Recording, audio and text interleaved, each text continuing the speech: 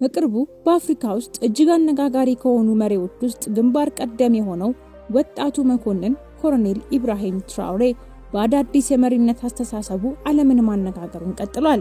ይህ በእድሜ ትንሽ የሆነው የቡርኪና ፋሶ ፕሬዝዳንት ከምዕራባውያን ተጽዕኖ ነፃ የሆነች ሀገርን ብሎም አህጉርን የመፍጠር ራዕይ ይዞ ሲንቀሳቀስ ታዲያ በመንገዱ ላይ ብዙ ባላንጣዎች ሲዘምቱበት ይኸው እስካሁን አሉ። እኛም ዛሬ ይህ ቆራጥ የህዝብን ጥቅም ከራስ ያስቀደመ በሀገሪቱ አስደማሚ ለውጥን እያመጣ ያለ ተምሳሌታዊ መሪ ከየት ተነስቶ እዚህ ደረሰ የሚለውንና የትም ተሰምተው የማያውቁትን መረጃዎች ልናስቃኛችሁ ተሰናድተናል። ቻናላችንን ሰብስክራይብ በማድረግ የደውሏን ምልክት በመጫን በየቀኑ የምንለቃቸውን አዝናኝና አስገራሚ ቪዲዮዎችን መመልከት ትችላላችሁ። ወደ ዛሬ ቪዲዮ አለፍኩ። የታላቁ ካፒቴን ኢብራሂም ትራኦሬን ጅማሮ ለመዳሰስ ይህንን ፎቶ እንደመነሻ ማየት የሚቻል ሲሆን እንደ አውሮፓውያን አቆጣጠር ከ2009 እስከ 2010 ባለው ጊዜ ውስጥ ወደ 20 ዓመቱ ገደማ ላይ የተነሳው ነበር። በወቅቱ በጣም ወጣትና ወታደራዊ ስልጠናውን የጀመረበት ጊዜ በመሆኑ ፎቶው በወታደራዊ ካምፕ ውስጥ ጀማሪ ወታደር እያለ የነበረውን ገጽታ ሲያሳይ ወቅቱ እሱ ከለታት ባንዱ ቀን ብዙዎች ባላሰቡት በኩል ከታላላቅ መሪዎች አንዱ እንደሚሆን ፈጽሞ አያውቅም። ግና ዛሬ ላይ እሱ በሚያስደንቅ ተግባሩና በዓለም ዙሪያ ወጣ ባሉ ውሳኔዎቹ ዋና ዜናዎችን የሚያዘግብ ኃይለኛ የፖለቲካ ኃይልን የተቆናጠጠ የዓለማችን ትንሹ ፕሬዝዳንት ሆኖ አርፎታል። ታዋቂው የጥቁሮች ነጻነት ታጋይ ፍሬድሪክ ዳግላስ በአንድ ወቅት በድፍረት ስሙኝማ ለነጻነቱ የማይታገልና በባርነት ህግ ላይ ለመነሳት ፈቃደኛ ያልሆነ ሰው ለዘላለም ባሪያ ሆኖ ይኖራል በማለት በድፍረት ተናግሮ ነበር። በቅርቡ እንደ አውሮፓውያን አቆጣጠር በ2023 በሩሲያ ሴንት ፒተርስበርግ ከተማ የአፍሮ-ሩሲያ ስብሰባ ላይ እነዚሁ ቃላት በወጣቱ ወታደርና የሀገር መሪ በሆነው ካፒቴን ትራኦሬ ዳግም ሲነገሩ ተደምጦ ዓለምን አስደምሟል።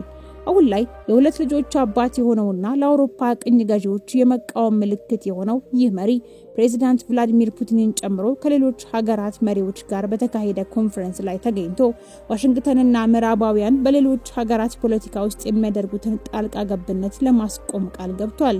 አክሎም ሩሲያ ለአፍሪካ ቤተሰብ ነች፣ ብዙ ነገሮች ያመሳስሉናል፣ ከምዕራባውያን ቁጥጥር ነፃ ለመውጣት አግዛናለች በማለት ጫን ብሎ ሲናገር ሌሎች እሱ የሚናገረውን የሰሙ መሪዎችም የፖለቲካ ትግሉን ወዲያው ነበር የተቀበሉት።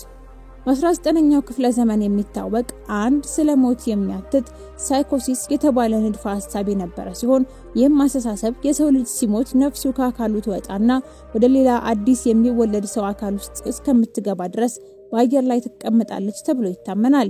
ነፍስ ከአንዱ ሰው ወጣ ሌላው ሰው አካል ላይ ትገባለች ብለው የሚያምኑ እነዚህ ሰዎች ምንም ጥርጥር የለውም ጀግናውና ታዋቂው የቡርኪና ፋሶ መሪ የነበረውና በአሳዛኝ ሁኔታ እንደ አውሮፓውያን አቆጣጠር በጥቅምት 15 1987 ዋና ከተማዋን ኦጋዱጉ ውስጥ የተገደለው ቶማስ ሳንካራ ነፍሱ እሱ በሞተ በአመቱ ማለትም እንደ አውሮፓውያን አቆጣጠር በ1988 በቦንዶክ ኮሚዩን ውስጥ የተወለደው ኢብራሂም ትራኦሬ አካል ውስጥ ገብታለች ብለው ያምናሉ። እናም ብላቴናው ኢብራሂም ትራኦሬ ቶማስ ሳንካራን በመምሰል አደገ በማለት ስለ ጀግናው መሪያቸው ቶማስ ሳንካራ ገድል በኩራት አውርተው የማይጠቅሙ ሰዎች ይናገራሉ። እናም አሁን ስለዚህ ወጣት መሪ ኢብራሂም ትራኦሬ ያልተሰሙ ጉዳዮችን የምንዳስስ ሲሆን እንደ ሀገሩ የጥንት ጦረኞች ፊቱን ጭምብል አልብሶ በአብዛኛው የሚታየው ባለግርማ ሞገሱ መሪ በስልጣን ላይ በቆየባቸው 2 ዓመታት ውስጥ በርካታ የአፍሪካ ፕሬዝዳንቶች ዜጎቻቸውን በረሃብና በድህነት እያሰቃዩ የሚገኙትን አይነት ረብጣ ዶላር የቅንጦት ኑሮና መኪና አሻፈረኝ በማለትና እንደ ፕሬዝዳንት የሚከፈለውን ደሞዝ ውድቅ በማድረግ ያኔ ወታደራዊ ካፒቴን እያለ የሚቆረጥለትን ደሞዝ ይዞ ነው ሀገሩን እየመራ ያለው። በተጨማሪም እንደሌሎቹ አቻዎቹ ቤተመንግስት ሳይሆን ቀለል ያለ ቤት ውስጥ የሚኖረው ፕሬዝዳንቱ አንዳንድ ጠላቶቹ እሱን ለመጣል እስከ 5 ሚሊዮን ገንዘብ ተመድቦላቸው ካደረጉበት የግድያ ሙከራም ተርፏል። የመቶ አለቃ ኢብራሂም ትራኦሬ በቡርኪና ፋሶ ቦንዶክ ኮሚዩን ግዛት ውስጥ እንደ አውሮፓውያን አቆጣጠር በወርሃ መጋቢት 1988 ተወልዶ የመጀመሪያ ደረጃ ትምህርቱን በትውልድ ከተማው በሚገኝ ትምህርት ቤት፣ ሁለተኛ ደረጃ ትምህርቱን ደግሞ ቡርኪና ፋሶ ሁለተኛዋ ትልቅ ከተማ ባለ ትምህርት ቤት ውስጥ ተምሯል። እንደ አውሮፓውያን አቆጣጠር በ2006 ደግሞ በጆሴፍ ኪስኤብል ዩኒቨርሲቲ ጂኦሎጂ ለመማር ተመዝግቦ እዚያ ባሳለፈበት ወቅት በክፍል ጓደኞቹ መካከል በሚነሱ ዝግቦች መሃል እየገባ ነገሩን በማብረድና በማረጋጋት የሚታወቅ ሲሆን በኋላም እንደ አውሮፓውያን አቆጣጠር 2009 ከዩኒቨርሲቲው የክብር ተሸላሚ ሆኖ ከተመረቀ በኋላ ከዳኞች ጋር ተቀላቅሎ ስራ ሰርቷል። የካፒቴን ኢብራሂም ትራውሬ የወታደራዊ አካዳሚ ቆይታ በሀገሪቱ ከሚገኙ ወታደራዊ አካዳሚዎች በሁለተኛ ደረጃነት የሚቀመጠውና አርበኛ ቶማስ ሳንካራን የሀገሪቷ የቀድሞ ፕሬዝዳንት አሞይባ የሰለጠኑበት ተቋም ውስጥ በመግባት ስልጠናውን ተከታትሎ እንደ አውሮፓውያን አቆጣጠር በ2012 ተመርቆ በመውጣት ለጸረ አውሮፕላን ስልጠና ደግሞ ወደ ሞሮኮ ቀጥሎም ወደ ካይሮ ከጓዶቹ ጋር አቅንቶ ነበር። ከተመለሰ በኋላ እንደ አውሮፓውያን አቆጣጠር እስከ 2014 ድረስ በሰሜን ቡርኪና ፋሶ በመትገኝ ከተማ ወታደራዊ ቼሪ ሆኖ በመለስተኛ ቀጥሎም በከፍተኛ ደረጃ ካገለገለ በኋላ የሌተናል ኮሎኔልነት ማዕረግን አግኝቶ በዚያው ዓመት በተባበሩት መንግስታት የሰላም ማስከበር ተልዕኮ መርሃ ግብር ውስጥ ተካቶ ወደ ማሊ ተሰማራ። በማሊ የሙከራ ጊዜው ጂሃዲስቶችና ጎሳ ታጣቂዎች ጋር በጥንካሬ የተዋጋ ቆይቶ በሰሜን ቲምቡክቱ ክልል ታጣቂዎች ባደረሱት ውስብስብ ጥቃትን ለመመከት ከፍተኛ ድፍረት አሳይቷል። እንደ አውሮፓውያን አቆጣጠር ከ2018 እስከ 2019 ደግሞ ጅብሪል ታል በተባለ ወታደራዊ ኦፕሬሽን ለ7 ወራት የተፈጸመ አዲስ ጥቃት ላይ ተሰማርቶም ከአጋሮቹ ጋር ሆኖ ትልቅ ስኬት በማስመዝገብ ስሙን ማስጠራት የጀመረ ሲሆን በደንብ የሚያውቁት ሰዎች እንዳሉት በወቅቱ የመሪነት ባህሪያትን በጉልህ ያሳይ ነበር። ደፋሩ ኢብራሂም ትራውሬ እንደ አውሮፓውያን አቆጣጠር በ2020 ወደ 100 አለቃነት ማዕረግ ከፍ ብለው በዚያ ዓመት ውስጥ በማዕከላዊ ቡርኪና ፋሶ የምትገኘው ሎጎ ከተማ በጂሃዲስቶች እጅ ልትወድቅ በቀረበችበት ወቅት ዋናውን አውራ ጎዳና ላለማስነካት በገጠር ኮማንዶ ኦፕሬሽኑን በመምራትና የሮኬት ጥቃቶችን በመከላከል ከተማዋን ነጻ አውጥቷል። እንደ አውሮፓውያን አቆጣጠር በ2021 1/4ኛው የሀገሪቷ ህዝብ የምግብ ዋስትና ጦት ሲገጥመው ብዙዎች ተገለው ወደ 2 ሚሊዮን የሚጠጉ ሰዎች ተፈናቅለዋል። በአብዛኛው የመፈንቅለ መንግስት የማይጠፉባትና መሪዎች በኃይል እየተገለበጡ በሚወርዱባት ሀገር ቡርኪና ፋሶ ተረኛው ፕሬዝዳንት አሞይባም በዚሁ መንገድ ስልጣን ከያዙ በኋላ የአርበኞች ንቅናቄን አቋቁመው የጂሃዲስት አማጽያንን በመታገል የተፈናቀሉ 2 ሚሊዮን ዜጎችን ወደ ቤታቸው እንዲመለሱ በመርዳት ሀገሪቷን ለማረጋጋት ቃል ገቡ። እንደ አውሮፓውያን አቆጣጠር መጋቢት 2022 ፕሬዝዳንት አሞይባ ኢብራሂም ትራውሬን በመሃል ሀገር በሚገኘው የሬጅመንት ግምጃ ቤት ውስጥ የጦር መሳሪያ አዛዥ እንዲሆን ሲሾሙት በሚያስገርም ሁኔታ የራሳቸውን ውድቀት የሚዘራ እርምጃ እንደሆነ አያውቁም ነበር። እንዳለመታደል ሆኖ ደግሞ ፕሬዝዳንት አሞይባ ስልጣን ላይ በቆዩበት ወቅት ታጣቂው እስላማዊ ቡድን የቡርኪና ፋሶ የገጠር አካባቢዎችን ሲቆጣጠር በቡድኑ የሚሰነዘረው ጥቃትም ጨምሯል። አዲሱ መንግስት ራቅ ባሉ አካባቢዎች ለሰፈሩት የሰራዊት አባላት ደሞዛቸውን በወቅቱ አለመስጠቱና የሎጂስቲክስ ችግርም ስላጋጠማቸው ካፒቴን ኢብራሂምን ጉዳዩን ለፕሬዝዳንት አሞይባ አቤት እንዲላቸው ወክለውት ወደ ዋጋዱጉ ከተማ ብዙ ጉዞ አድርጓል።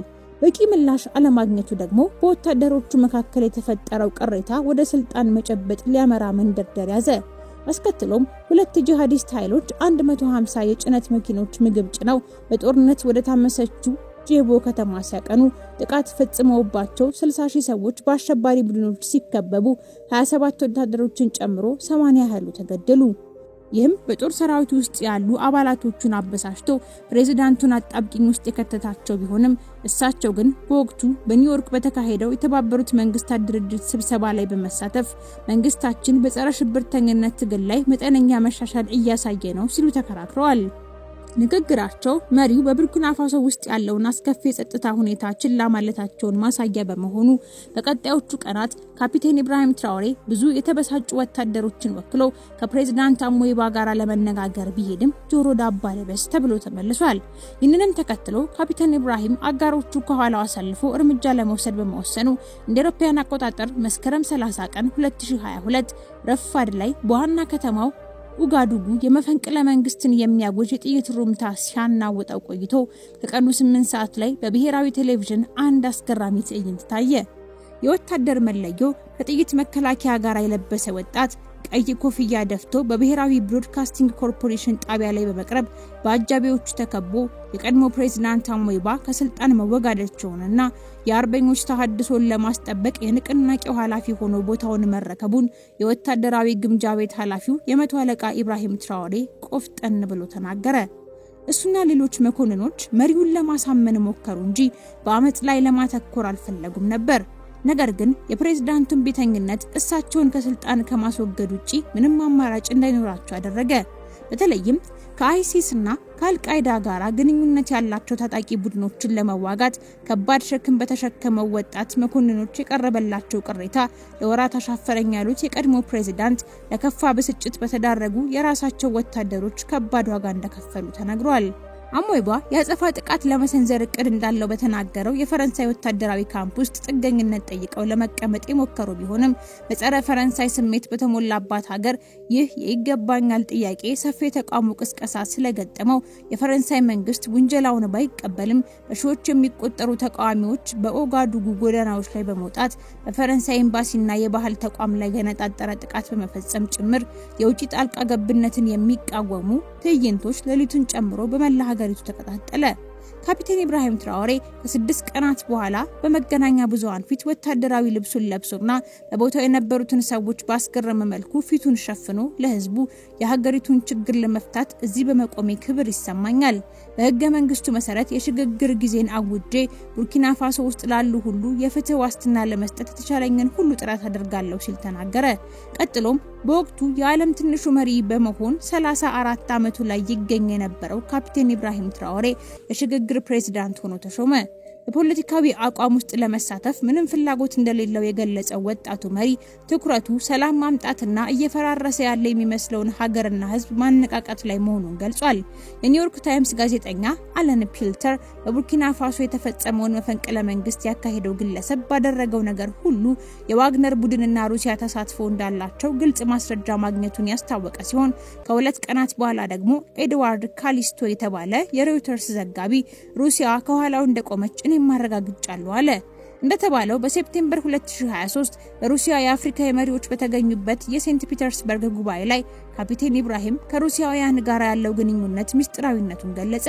በዝግጅቱ ወቅት ሩሲያ ለቡርኪና ፋሶ እንደ አንድ ቤተሰብ እንደሆነች በግልጽ የተናገረው ካፒቴን ትራኦሬ አክሎም አፍሪካና ሩሲያ የጋራ ታሪክ ያላቸው እንዲሁም የአህጉራችን ቤተሰብ እንደመሆኗ መጠን ጠንካራ ደጋፊም ናት። ያም የሆነው ደግሞ በተመሳሳይ ታሪክ ስላለን ነው። ሩሲያ ዓለምን ከናዚዎች ነፃ ለማውጣት በሁለተኛ ዓለም ጦርነት ወቅት ከፍተኛ መስዋዕትነት ከፍላለች። የአፍሪካ ህዝቦችም የአውሮፓ ናዚዎችን ለማስወገድ አያቶቻችን በብዙ ታግለዋል። በታሪክ መጻሕፍት በፊልምና በዶክመንተሪዎች ውስጥም ቢሆን እኛ የተረሳን የዓለም ህዝቦች ነንና በዚህ ተመሳሳይ ታሪክ እንካፈላለን ብለዋል። ካፒቴን ትራኦሬ በመጀመሪያ ዴሞክራሲያዊ ምርጫ በሐምሌ 2024 ለማካሄድ ቃል ገብቶ የነበረ ቢሆንም ቆይቶ ግን የስልጣን ዘመኑን ለተጨማሪ 5 ዓመታት ማራዘሙን አስታወቀ። ውሳኔው በሀገር ውስጥና በዓለም አቀፍ ደረጃ የተለያዩ አስተያየቶችን የፈጠረ ሲሆን ብዙዎች ይህ ወደ ሲቪል አስተዳደር ለመሸጋገር ባለመፈለጉ ማፈግፈግ ነው ብለው ተከራክረዋል። በሌላ በኩል ካፒቴኑ ወደ ስልጣን ከመጣበት ጊዜ ጀምሮ የቀድሞ ቀኝ ገዢያቸውን የፈረንሳይ ወታደሮችን በሀገሪቱ መገኘታቸው እንዲያበቃ የሚጠይቁ ውጥረት የተሞላባቸው ሰልፎች ተካሂደዋል። መሪው ቡርኪና ፋሶ ከሌሎች ዓለም አቀፍ አጋሮች ጋር ያላትን ግንኙነት በማጠናከር የሀገሪቱ የውጭ ጉዳይ ፖሊሲ መቀየሩን በመግለጽ ፈረንሳይ ወታደሮቿን እንድታስወጣ የአንድ ወር ቀነ ገደብ ሰጠ። ጊዜው ሲጠናቀቅ በቡርኪና ፋሶ በሚገኘው የፈረንሳይ ልዩ ኃይል ካምፕ ባንዲራውን የማውረድ ስነ ስርዓት ካደረጉ በኋላ የፈረንሳይ ወታደራዊ ዘመቻ በይፋ ማብቃቱን አስታወቀ። የፕሬዝዳንቱ አኗኗር ዘይቤ ሁሌም ከቀይ ኮፍያው ጋራ ወታደራዊ የውጊያ ልብስ ለብሶና ጓንቶችን አጥልቆ በቀኝ ጭኑ ላይ ሽጉጡን ሻጥ አድርጎ የሚታየውና በወታደራዊ መፈንቅለ መንግስት ስልጣን የያዘው የዓለም ትንሹ ፕሬዝዳንት ካፒቴን ኢብራሂም ትራኦሬ በአኗኗር ዘይቤው የተለየ መንገድን መርጧል። አብዛኛው የአፍሪካ መሪዎች በቤተ መንግስት ውስጥ በቅንጦት እየኖሩ ከፍተኛ ደሞዝ እንደሚከፈላቸው የሚታወቅ ሲሆን እሱ ግን ሀገሪቷ ለፕሬዝዳንት የምትከፍለውን $76,000 ደሞዝ አልቀበልም ብሎ ውድቅ በማድረግ ወታደራዊ ካፒቴኖች የሚከፈላቸው አነስተኛ የወር ደሞዝ እየተከፈለው ለመቀጠል ወሰነ። በአፍሪካ አማካኝ የፕሬዝዳንቶች ደሞዝ በወር $76,000 በአመት ደግሞ $170,000 ሲሆን በቡርኪና ፋሶ ያለው የዜጎች አማካኝ ወርሃዊ ገቢ $73 ብቻ ነው። ህዝቡን ከግል ጥቅም በላይ ማድረግን የመረጠው ይህ መሪ የመንግስት ባለስልጣናትን ደሞዝ በ20% እንዲቀነስ አድርጎ ህዝቡን ለመደጎም ሲወስን የዜጎችን ትኩረት ስቧል። ትምህርት ቤቶችን መገንባት፣ ግብርና የጨርቃ ጨርቅ ፋብሪካዎችን እንኳን ሳይቀር በማቋቋም ወደ ሀገር ውስጥ በሚገቡ ምርቶች ላይ ጥገኝነትን ለመቀነስና የበለጠ ዘላቂ የሆነ የግብርና ዘርፍ ለመገንባት ተነሳሽነቱን ወስዶ ወደ ስራ ገብቷል። በረጅም ጊዜ እቅድ ደግሞ በነዳጅ ማምረቻዎች መሰረት በመጣልና ኢንቨስትመንቶችን በማበረታታት የሀገሪቱን ኢኮኖሚ ለሚቀጥሉት 10 ዓመታት ወደ ተሻለ ምርታ ለማሸጋገር ትክክለኛ እርምጃዎችን አስጀምሯል። ብዙ የአፍሪካ መሪዎች የግል ሀብታቸውን ብቻ በሚያጋብሱበትና ውድ መርከቦችን፣ የግል አውሮፕላኖችንና ቅርጡና የተንጣለለ መኖሪያ ከተከማቸ ገንዘብ ጋራ በሚሰበስቡበት ዘመን እሱ ግን ቀለል ያለ ህይወትን በመምረጥ በትህትና የሚኖርና መሰረታዊ መኪና ብቻ የሚያሽከረክር መሪ ሆኖ ብቅ ብሏል። ይህም ከተለመዱ የአፍሪካ መሪዎች በጣም የተቃረነ ሲያደርገው የአመራር ዘይቤው ከአይረሴው የቡርኪና ፋሶ አብዮታዊ ጀግና ቶማስ ሳንካራ ጋራ እንዲወዳደር አስችሎታል። እንደ ብዙ የአፍሪካ መሪዎች ቤተሰባቸውንና ግንኙነታቸውን በህዝብ ፊት ከማሳየት የታቀበና የግል ህይወቱን ሙሉ በሙሉ ከጌታ ውጭ ያደረገ በመሆኑ በሚዲያዎች ላይ የሚስቱን ወይም የልጆቹን ፎቶዎች ማግኘት አዳጋች ነው። በአፍሪካ ይቅርና በዓለም አመራር ውስጥ አልፎ አልፎ የሚታየው ይህ የመሪነት ምግባርን 2 ዓመት ባልሞላ ጊዜ ውስጥ አመራርነትን ከሀብትም ሆነ ከንጦት ጋራ መምጣት እንደሌለበት በማረጋገጥ በትህትና አገልግሎት ላይ በማተኮርና የህዝቡን ደህንነት በማስቀደም ስልጣንን ከግል ማበልጸጊያነት በዘለለ ለበጎነት በመዋል በአፍሪካ ውስጥ አዲስ አይነት አመራር እንዲፈጠር መንገዱን እየከፈተ ይገኛል። ወጣቱ መሪ ካፒቴን ኢብራሂም ትራውሬ። እናም የሌሎች የአፍሪካ መሪዎች የሱን አርአያ ቢከተሉ የሀገሪቱ ወደፊት ዕጣ ፈንታ የተለየ ሊሆን ይችላል። ከስንት አንዴም ቢሆን ታዲያ እንደዚህ አይነት መሪ ሲፈጠር የሚያኮላሸው ብዙ ነውና ሁኔታውን በአትኩሮት ሲመለከቱት የቆዩትና አሻፋሪኝ ባይነቱ ያልተዋጠላቸው ምዕራባውያኑ ከራሱ ከትራውሬ ግል ጠባቂ አንስቶ በዙሪያው እስካሉ ድረስ ሰውየውን ያጠፉልኛል ያሉትን ግለሰብ ለመሸንገል 5 ቢሊዮን የሀገሪቱን ፍራንክ መድቦ ተንቀሳቅሰዋል። በሴረኞቹ የተጠለፉት የሀገሪቱ ሰዎችም እንደ አውሮፓውያን አቆጣጠር በ2024 የሀገሪቱን መረጋጋት ኢላማ ያደረገ ድብቅ ሴራ አንግበው ሀገሪቱን ለማተራመስ በዚያ መሃልም በመፈንቅለ መንግስት ትራውሬን አስወግደው የቡርኪና ፋሶን አመራር ለመቀየር ታስቦ የነበረ ቢሆንም ተጠርጣሪው ከውጭ ኃይላት ጋራ በጥቅም ተያይዞ ያደራጀው ሰንሰለት ለጉቦ ካዘጋጀው ሚሊዮን ገንዘቦች ጋራ ተይዞ ውጥኑ መክሸፉ ተረጋግጧል። የቡርኪና ፋሶ የተፈጥሮ ሀብትና የአዲሱ መሪዋ ስትራቴጂ። ቡርኪና ፋሶ ወርቅና ሌሎች ማዕድናት የተከማቹባት በምዕራብ አፍሪካ ስትራቴጂካዊ ቦታ ስፍራ ላይ የተቀመጠች ስለሆነ የውጭ ኃይሎች አገሪቱን ሆን ብለው ወደ አለመረጋጋት በመውሰድ ሀገሪቱን ለመበዝበዝ መራወጣቸው የማይቀር ጉዳይ ነው። እነዚህ የውጭ ኃይሎች ከአማጽያንና ጽንፈኛ ቡድኖች ጋራ በመተባበር በቀጠናው ላይ የማያባራ ጦርነት ማድረግ ሁሉም ቦታ ላይ በተለይ አፍሪካ ላይ የሚከውኑት ተግባር ነው። እንደ ኮሎኔል ኢብራሂም ትራውሬ አይነት መሪ ሲገጥማቸው ደግሞ የመፈንቅለ መንግስት በመከወን መገርሰስና የራሳቸውን አሻንጉሊት መሪ ማስቀመጥ ተቀዳሚ ተግባራቸው ነው። ለዚህም ነበር ቀደም ሲል ያነሳነውን የታቀደ መፈንቅለ መንግስት የሞከሩት። ሙከራውን የመራው ባንዳው የሀገሩ ግለሰብ ሲያዝ በገንዘብ የተሞሉ ቦርሳዎችን በመጋዘን የተደበቁ የክትትል ካሜራዎች ሲገኙ ተጠርጣሪዎቹ በቁጥጥር ስር የዋሉት በሳህል ክልል ውስጥ መሆኑ በዚያ ከሚንቀሳቀሱ የውጭ ሀገር ሰራተኞችና ቅጥረኞች ጋራ ግንኙነት ያለው ሴራ መሆኑ ያሳያል። ካፒቴን ኢብራሂም በ2 ዓመት ጊዜ ውስጥ ለሀገሩ አስደናቂ ስኬት ካስመዘገባቸው ሴክተሮች መካከል በመሰረተ ልማት፣ በኢነርጂ፣ በጤና አጠባበቅና ኢኮኖሚያዊ ነፃነትን የሚያጎናጽፉ ተግባራት ተጠቃሽ ናቸው። ስራዎቹም የክልል ዋና ከተማዎችን የሚያገናኝ ሀገር አቀፍ ባቡር ፕሮጀክት፣ በ75% የመንግስት ባለቤትነትና 25% የግል ኢንቨስትመንት የተቋቋመ የሞባይል የማምረቻ ፋብሪካ፣ በሀገር ውስጥ የባቡር ፉርጎዎችን ማምረት ሲገኙበት 70 ቢሊዮን ፍራንክ የሚፈጀው ፕሮጀክት የሥራ ዕድል በመፍጠርና ንግድን በማስፋፋት በ18 ወራት ውስጥ ጥሩ የሚባል ውጤትን አስመዝግቧል። በተጨማሪም ከሩሲያ ጋር በመተባበር የኒውክሌር ኃይል ማመንጫን ለመገንባት የሚያስችል ፕሮጀክት በንጹህ ውሃ መጠጥ፣ የኢነርጂ፣ ጤና አጠባበቅና በኢንዱስትሪ ልማት ላይም በከፍተኛ ሁኔታ አተኩሯል። ከዚያ ውጭም የኤሌክትሪክ አቅርቦትን ማስፋፋት፣ የፋርማሲቲካል ቴክኖሎጂ በማስገባት ከውጪ በሚገቡ ምርቶች ላይ ጥገኛ የሆኑ መድኃኒቶችን ለማምረትና የጤና አገልግሎት ተደራሽነትን ለማሻሻል እየሰራም ነው። በማዕድንና ግብርና ዘርፉም ወርቅን በሀገር ውስጥ ለማቀነባበር የወርቅ ማጣሪያ ማቋቋም፣ የቲማቲም ማቀነባበሪያ ፋብሪካ መገንባትና የግብርና ሜካናይዜሽን በማስተዋወቅ ነፃ የትራክተር አገልግሎት ድጎማ የተደረገላቸው ዘሮችና ማዳበሪያዎች ለገበሬዎች በማቅረብ የምግብ ዋስትና በ2 ዓመት ጊዜ ውስጥ ከ50% በላይ እንዲያድግ አስችሏል። የተራቀቁ የጦር መሳሪያዎችን ከሩሲያ፣ ቱርክና ቻይና ጋር በፈጠረው ስትራቴጂካዊ ጥምረት ተጠቅሞ በማግኘት በሀገሪቷ ለረጅም ዓመታት በተደረጉ ጦርነቶች በአማጽያኑ የተያዙትን እንደ ጂቡ ያሉ ግዛቶችን አስመልሷል። በዚህም የተገለሉ አካባቢዎችን በማገናኘትና የሳህል ክልልን በሽብርተኝነት ላይ አንድ በማድረግ ወታደራዊ ኃይልን አጠናክሯል። ታዳሽ የኃይል ማመንጫ ፕሮጀክት ለመገንባት የሀገሪቱን ትልቁን የሃይድሮኤሌክትሪክ ግድብ በመጀመር የኤሌክትሪክ ተደራሽነትን ኢንዱስትሪን ለመጨመር ተንደርድሯል። ተንቀሳቃሽ የጤና ክሊኒኮችን በየቦታው በመገንባትና የጤና አጠባበቅ ልህቀትን ለማስገንዘብ ገጠራማ አካባቢዎችን ጭምር ተደራሽ ያደረገ ይገኛል። ለአፍሪካ ጽንሰ ሐሳቦች ያለውን ቁርጠኝነት በማንጸባረቅ የሚታወቀው ፕሬዝዳንት ኢብራሂም ትራኦሬ የመንግስት ሰራተኞችን ደሞዝ የጨመረ ሲሆን የቡርኪና ፋሶ ማዕከላዊ ባንክ ከፈረንሳይ አሰራር የፋይናንስ ነጻነት ስላገኘ ኦፊሴላዊ ቋንቋ የነበረውን ፈረንሳይኛ ሰርዞታል። ይህ የመቶ አለቃና ወጣት የለውጥ መሪ በ2 ዓመት ጊዜ ውስጥ ቡርኪና ፋሶን ዳግም በማቋቋም ነጻነት፣ እድገትና ሉዓላዊነቷን ያስከበረች አፍሪካዊት ምድር ሆና የምትገለጽ ሀገርን በመገንባት ላይ ይገኛል። እናንተስ ውድ ቤተሰቦቻችን ከአፍሪካ መሪዎች አንፃር ይህንን ታሪክ እንዴት አገኛችሁት? አስተያየትና ሐሳባችሁን አጋሩን። እዚህ ላይ አበቃን። ቸር ቆዩልን።